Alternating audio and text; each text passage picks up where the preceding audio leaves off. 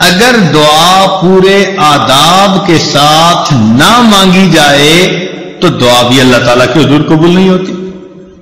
اب ہم پھر پریشان ہوتے ہیں، وہ جی ہماری دعائیں قبول کیوں نہیں ہوتی، اور معاذ اللہ ایسے الفاظ کہہ بیٹھتے ہیں جی اللہ تعالیٰ تو ہماری سنتا ہی نہیں۔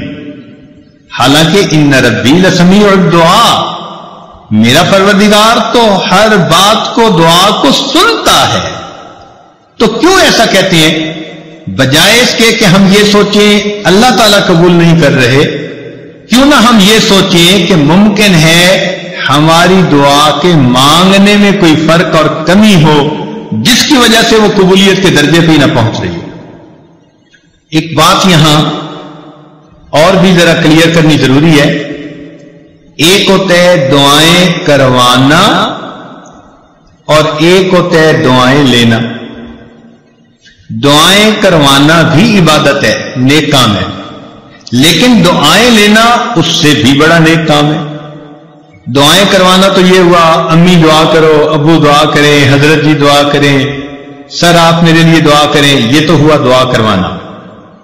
یہ بھی کہنا چاہیے، نبی علیہ السلام نے اس کی بھی تلقین فرمائی۔ چنانچہ عمر رضی اللہ عنہ ایک مرتبہ عمرے پہ جا رہے تھے تو نبی علیہ السلام نے ان کو رخصت کرتے ہوئے فرمایا کہ بھائی ہمیں اپنی دعاؤں میں نہ بھولنا۔ تو نبی علیہ السلام کا یہ فرمانا امت کی تعلیم کے لیے تھا۔ ہم بھی دعاؤں کے لیے کہیں نیک لوگوں کو، بڑوں کو، لیکن اس سے بھی بڑا رتبہ اور درجہ یہ ہے کہ ہم ان کی دعائیں لینے والے بن جائیں۔ دعائیں لینا کیا ہوتا ہے؟ کہ انسان اتنا اچھا بنے، اتنا نیک بنے کہ اس کو دیکھ کر بے اختیار اس کے ماں باپ، اس کے پیر استاد کے دل سے اس کے لیے دعائیں نکل رہی۔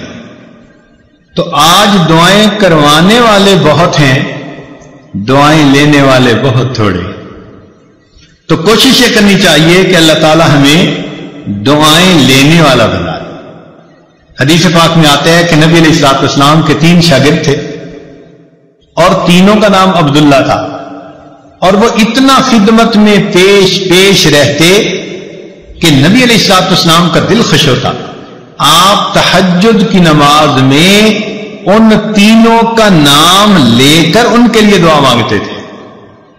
اس کا نتیجہ کیا نکلا کہ وہ تینوں دنیا کے اندر بہت عزتیں پانے والے بزرگ بنے۔ چنانچہ ان میں سے عبداللہ ابن عباس لانو امام المفسرین بنے، عبداللہ ابن عمر رضی اللہ تعالیٰ عنہ امام المحدثین بنے، اور عبداللہ ابن مسعود رضی اللہ عنہ امام الفقہاء بنے۔ اللہ نے تینوں کو ایسا وقت لگا دیا۔ تو یہ جو ہوتا ہے نا بڑوں کی دعائیں لینا، یہ اللہ رب العزت کی بہت بڑی مہربانی ہوتی ہے۔ بہرحال ایک بات ذہن میں رکھیے کہ آج ہم جو کوتاہی کرتے ہیں نا دعا مانگنے میں، وہ یہ ہوتی ہے کہ ایک تو ہم جلدی مایوس ہو جاتے ہیں۔ ہم چاہتے ہیں آج ہم نے دعا مانگی اور بس شام ہونے سے پہلے دعا کی قبولیت سامنے نظر آ جائے۔ آج کل عورتیں ایسے سمجھتی ہیں کہ جیسے ہم نے خامن کو صبح کام کہا تو شام تک ہونا چاہیے، اگر نہیں ہوا تو شکوہ کریں گی۔ یہ اللہ تعالیٰ کو بھی اسی طرح ڈیل کرتی ہے کہ جی ہم نے فجر کی نماز میں دعا مانگی تھی اور شام تک دعا قبول ہی نہیں ہوئی، ادھر بھی شکوے کرنے بیٹھ جاتی ہیں۔ اللہ تعالیٰ ہے، اس سے مانگنے کا طریقہ ہے، اس کی بارگاہ میں ناز نہیں چلتا، اس کے ہاں نیاز چلتی ہے، عاجزی چلتی ہے۔ کئی مرتبہ عورتوں کو دیکھا خط میں اپنے حالات لکھتی ہے کہ جی میں نے دعا مانگی قبول نہیں ہوئی، بس میں نے تو دعائیں مانگنی چھوڑ دی۔ یعنی جیسے خامن سے روٹھ جاتا ہے، یہ خدا کی بندیاں اپنی کم علمی کی وجہ سے اپنے خدا سے بھی روٹھی پھرتی۔ یہ نہیں دیکھیں گی کہ بھائی دعا مانگنے میں تو کوئی کمی ہوگی نا جس وجہ سے یہ اپلیکیشن ریجیکٹ ہو گئی ہے، اس پہ غور نہیں کریں گی، بلکہ اللہ تعالیٰ اور جی ہماری تو سنتا ہی نہیں۔ کیوں نہیں سنتا؟ حدیث پاک میں آتا ہے ہر بندے کی دعا قبول ہوتی ہے، مگر قبولیت کے 3 انداز ہیں۔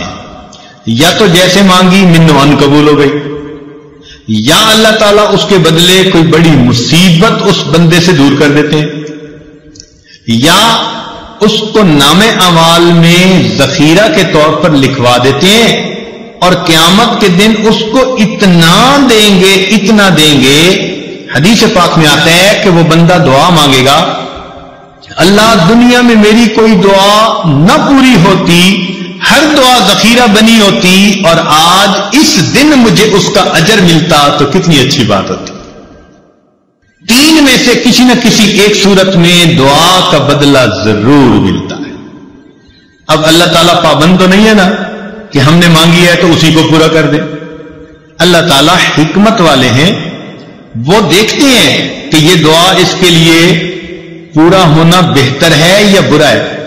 کئی دفعہ بندہ پیسہ مانگتا ہے اور اللہ تعالیٰ جانتے ہیں کہ اس کو پیسہ مل گیا نا تو یہ اس کو ہضم نہیں کر پائے گا، یہ ایمان سے ہی محروم ہو جائے گا، یہ دین سے ہی محروم ہو جائے گا، تو اللہ تعالیٰ پھر اس کی اس دعا کو اس طرح قبول نہیں کرتے۔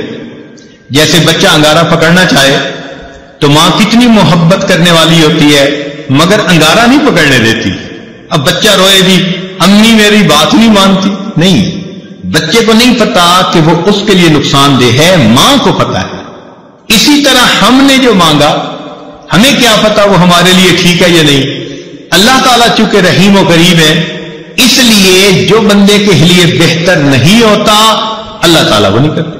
چنانچہ کئی بچیاں چاہتی ہیں کہ جی فلاں جگہ شادی ہو جائے، ہر بندہ چاہتا ہے پسند کی شادی ہو، تو اب ان کی اگر نیت بن گئی کہ ادھر شادی ہو جائے اور ہو نہیں رہی تو بس سب سے بیزار، بڑی دعائیں مانگی، بڑے وظیفے کیے، بڑا قرآن پڑھا، اور جی ہماری تو دعا قبول ہی نہیں ہوتی۔ اللہ کی بندی، آپ کو کیا پتا کہ وہ جو اس وقت اتنی محبتوں کا تمہارے ساتھ اظہار کر رہا ہے کل کو تمہارے ساتھ وہ کیا برتاؤ کرے گا۔ ممکن ہے کل کو وہ تمہیں سرے سے ہی طلاق دے دے، کل کو وہ تمہاری بجائے کسی اور کے ساتھ اپنے تعلق بنا لے اور تمہیں گھر کے اندر ذلیل کرے، دوسروں کے سامنے بے عزت کرے، اور تم اس وقت جینے کی بجائے مر جانے کو ترجیح دینے لگو۔